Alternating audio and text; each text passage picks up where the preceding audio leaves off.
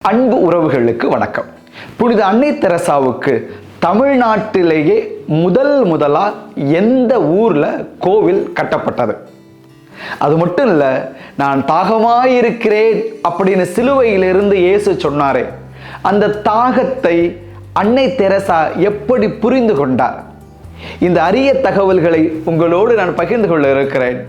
காணொளியை காண்கிற நீங்கள் சப்ஸ்கிரைப் செய்யறதோட லைக், கமெண்ட், ஷேர் செய்து மற்றவர்களும் இந்த தகவல்களை தெரிந்து கொள்ளவும், புனித அன்னை தெரசாள் வழியாக இயேசுவின் ஆசீரை பெற்றுக்கொள்ளவும் உதவி செய்ய உங்களை அன்போட கேட்டுக்கிறேன்.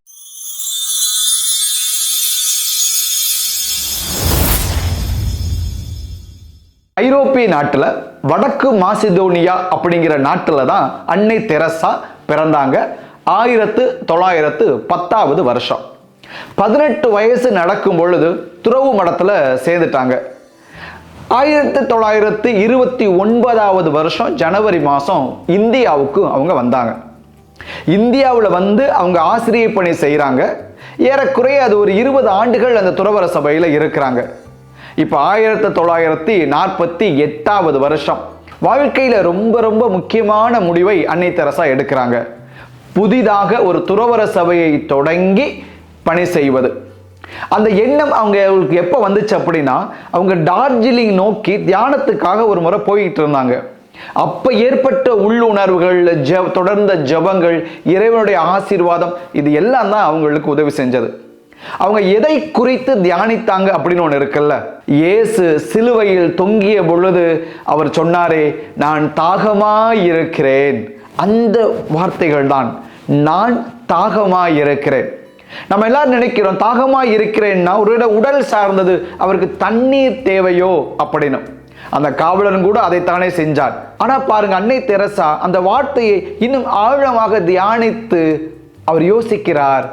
இயேசு தாகமாய் இருக்கிறேன் என்று சொல்கிறார் என்றால், நான் அன்புக்காக தாகமாய் இருக்கிறேன், நான் அரவணைப்புக்காக தாகமாய் இருக்கிறேன், துன்பத்தில் உழல்கிற கைவிடப்பட்ட ஏழை எளியவர்களுடைய மீட்புக்காக நான் தாகமாயிருக்கிறேன் என இயேசு சொன்னதாக அவர் தியானத்திலே உணர்ந்து கொள்கிறார். அந்த தாகத்தை தணிப்பதற்காக அன்பின் பணியாளர் துறவர சபையை அவர் தொடங்குகிறார். இப்போ கூட நீங்க அன்னை தெரசாவுடைய சபை சார்ந்த எந்த மடத்துக்கும் வேணாலும் போங்களே, அங்க இருக்கிற கோவில்கள்ல பீடச்சுவரில் ஐ தர்ஸ்ட் அல்லது நான் தாகமாய் இருக்கிறேன் அப்படிங்கிற வார்த்தை அங்கே இருக்கும். அதை பார்த்து தினந்தோறும் ஜெபிக்கிற பொழுது அன்னை தெரசா சகோதரிகளுக்கு மீண்டுமா இந்த உள்ளுணர்வு சொல்லப்படுகிறது, ஊட்டப்படுகிறது. இயேசு தாகமாய் இருக்கிறார், ஏழை எளியவர்களுக்கு நான் உதவி செய்வதன் வழியாக அந்த தாகத்தை நான் தணிக்க வேண்டும் என சொல்லி அன்னை தெரசா நன்றாக பணி செய்து முதிர்ந்த வயதில் 1997 வருஷம் செப்டம்பர் மாதம் 5ஆம் தேதி இறந்துடுறாங்க. அந்த வருஷம்தான் 10ஆம் வகுப்பு முடிச்சுட்டு நான் குருமடத்தில் சேர்ந்தது. உங்களுக்கே தெரியும், இப்போ 1997ங்கிறது இப்போ இருக்கிற மாதிரி இணைய வசதிகள் இல்லாத காலம், இப்போ இருக்கிற மாதிரி கேபிள் கனெக்ஷனே இல்லாத ஒரு காலம். ஆக கிராமத்தில் பிறந்து வளர்ந்து படித்து சென்ற என்னை போன்ற பல்வேறு குருமானவர்கள் குருமடத்தில் இருந்து 11வது 12வது படிக்கிறோம். எங்க எல்லாருக்குமே அன்னை தெரசா அப்படின்னா நல்ல சேவை செய்யறவங்க, ஒரு சிஸ்டர், இவ்வளவுதான் எங்களுக்கு தெரியும். கிராமத்துல இருந்து போயிருக்கிறோம். ஆக அன்னை தெரசா இறந்த அந்த நாளில் நாங்க எல்லாரும் அன்னை தெரசா இறந்துட்டாங்களா, அன்னை தெரசா இறந்துட்டாங்களா, இந்த சோக தகவல்களை பகிர்ந்து கொண்டு அப்படியே எங்க வேலையை போய் பார்த்துட்டு விளையாண்டுட்டு பேசிச்சுக்கிட்டு இருந்தோம். ஆனா எங்களுக்கு அதிபர் தந்தையா இருந்த மதுரை மறைமாவட்டத்தை சேர்ந்த அருள் தந்தை மரி அருள் செல்வம் அவர்கள் தொலைக்காட்சிக்கு முன்னாடி உட்கார்ந்து சோகமா அந்த நடந்த நிகழ்வுகள், அடக்க நிகழ்வுகள் எல்லாத்தையும் பார்த்துக்கிட்டு இருந்தாங்க. ஆனா நாங்க அங்கே பேசிக்கிட்டு இருக்கிறோம். இதை பார்த்து ஃபாதருக்கு கோபம் வந்துருச்சு. அவர் கோபமே படமாட்டாரு. அவர் கோபம் வந்து சொன்னாரு, எவ்வளவு பெரிய மனுஷி, ஒரு சகோதரி, ஒரு புனிதை செத்து இருக்கிறாங்க, இப்படி சிரிச்சுக்கிட்டு இருக்கிறீங்க அப்படின்னு எங்களை கோவப்பட்டாங்க. அப்பதான் முதல் முறையாக அன்னை தெரசாவை பற்றி கூடுதலாக தெரிந்து கொள்ள வேண்டும் என்கிற ஆர்வம் வந்தது. அந்த ஆர்வத்துக்கு தீனி போட்டவர் அருள் தந்தை வின்சென்ட் சின்னத்துரை அவர்கள். அருள் தந்தை எழுதிய புத்தகம் பூமியின் தேவதை. அப்படியே கவிதை நடையில் அன்னை தெரசாவுடைய முழு வாழ்க்கையையும் அவர் பதிவு செய்திருப்பார். வாசிக்க வாசிக்க கீழே வைக்க முடியாத அளவிற்கு அவ்வளவு கனத்த வலியையும் வரலாறையும் அன்னை தெரசாவின் சேவைகளையும் இது சொல்லக்கூடியது. அதிலும் கடைசியாக இந்த கருப்பு பக்கங்கள், இந்த கருப்பு பக்கத்திலே அவர் தெரசாஞ்சலி என்ற தலைப்பிட்டு அவர் ஆரம்பிப்பார்.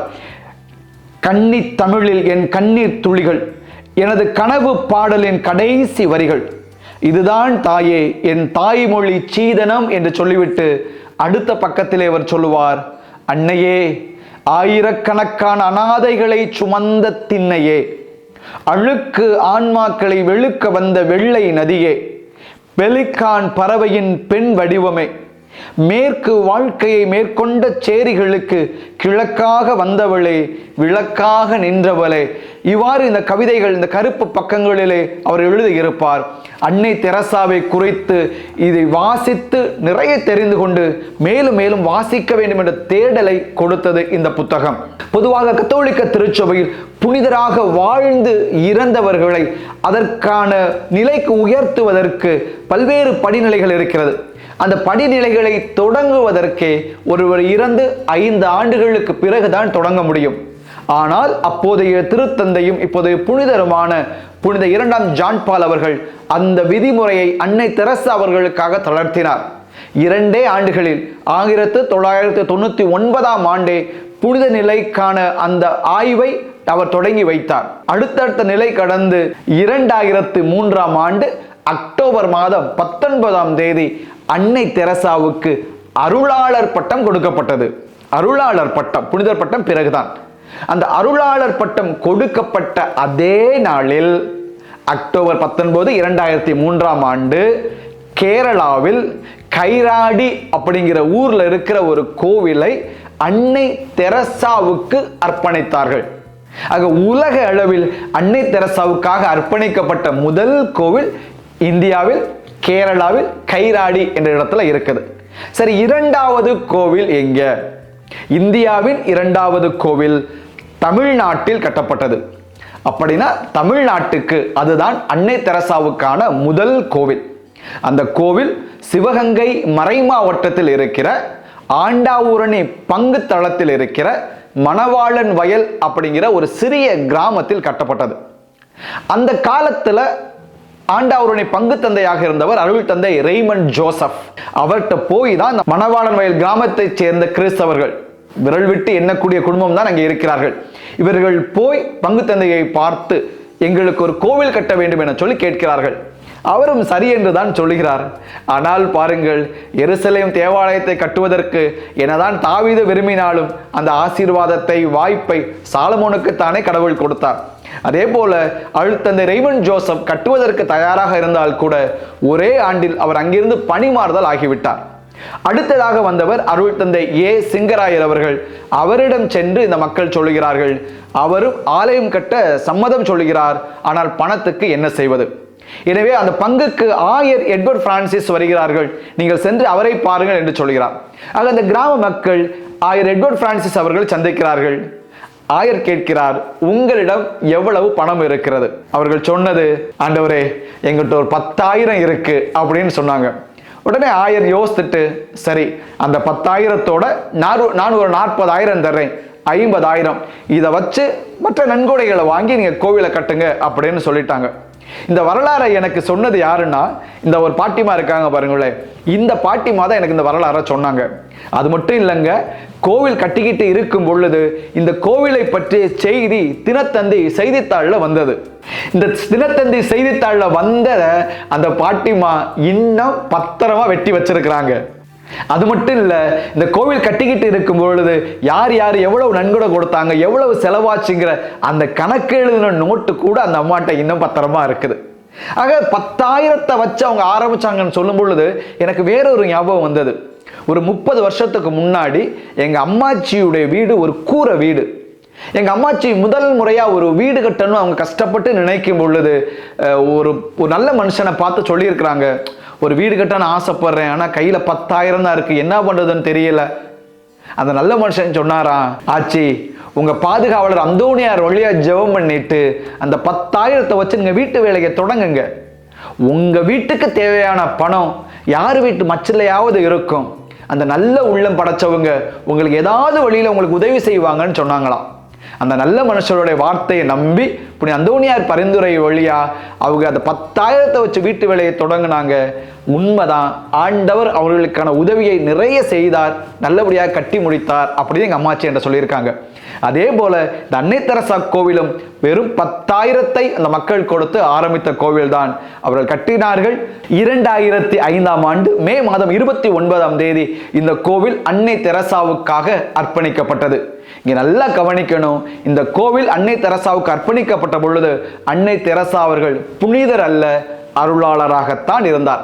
ஆக அருளாளராக இருக்கும் பொழுதே அன்னை தெரசாவுக்கு இந்த கோவில் அர்ப்பணிக்கப்பட்டது. இந்த கோவில் இந்திய அளவில் 2வது கோவில், தமிழக அளவில் முதல் கோவில் அன்னை தெரசாவுக்கு. நாம் சென்று ChatGPT அல்லது ஜெமினி போன்ற நம் AI அப்ளிகேஷன்ல உள்ள போய் பார்த்தோம் அப்படின்னா உலக அளவிலேயே கேரளாவில் கைராடி என்ற ஊரில் கட்டப்பட்ட அந்த கோவில் அன்னை தெரசாவுக்கான முதல் கோவிலாகவும், மணவாளன் வயல் கிராமத்தில் கட்டப்பட்ட இந்த கோவில் உலக அளவில் 2வது கோவிலாகவும் குறிக்கப்பட்டு இருக்கிறது. இந்த கோவிலில் ஒவ்வொரு வருஷமும் மே மாதம் 3வது வாரத்திலே 3 நாட்கள் திருவிழா நடக்கிறது. அது மட்டுமல்ல, திருவிழா அன்று வருகிற எல்லா மக்களுக்கும், அந்த எளிய மக்கள், சிறிய கிராமத்தில் இருக்கிறவர்கள் அவ்வளவு திரு பயணிகளுக்கும் வயிறார உணவு கொடுத்து அனுப்புகிறார்கள். அன்புக்குரியவர்களே, நீங்களும் அன்னை தெரசாவின் ஆலயத்தை பார்க்க விரும்புகிறீர்களா? சிவகங்கை மறைமாவட்டம் ஆண்டாவூரணைக்கு வாருங்கள். நீங்கள் ஆண்டாவூரணைக்கு நுழைகிற பொழுதே பத்ரவாதோ சபையினரால் கட்டப்பட்ட 100 ஆண்டு பழமையான அடைக்கலணை ஆலயத்தை பார்ப்பீர்கள். அதை கடந்து போகிற பொழுது ஒரு 200 மீட்டருக்குள் இறை ஊழியர் லூயி லேவே அவர்கள் கட்டிய இரக்கநாயகி கோவிலும், உள்ளே அவர் பிரான்சிலிருந்து கொண்டு வந்த 7.5 அடி உயரமான இரக்கநாயகி அன்னை சுரூபத்தையும் காண்பீர்கள். அதை கடந்து 200 மீட்டர் சென்றீர்கள் என்றால் புனித மிக்கேல் அதிதூதர் திருத்தலத்தை பார்ப்பீர்கள். அங்கிருந்து ஒரு 2 கிலோமீட்டர் போனால் மணவாளன் வயல் கிராமத்தில் புனித அன்னை தெரசா ஆலயத்தை நீங்கள் தரிசிப்பீர்கள். அன்னை தெரசால் வழியாக தொடர்ந்து இயேசுவிடம் ஜெபிப்போம். இயேசு நம்மிடமும் சொல்லுகிறார், நான் தாகமாய் இருக்கிறேன். அன்னையோடு கரம் கோர்த்து தேவையில் இருப்பவர்களுக்கு, ஆறுதல் தேடுகிறவர்களுக்கு நாம் ஆறுதலாக இருப்போம், கைதூக்கி விடுவோம், இயேசுவின் தாகத்தை தணிப்போம். இயேசு நம்மையும் நம் குடும்பங்களையும் நிறைவாக ஆசீர்வதிப்பாராக. May God bless you.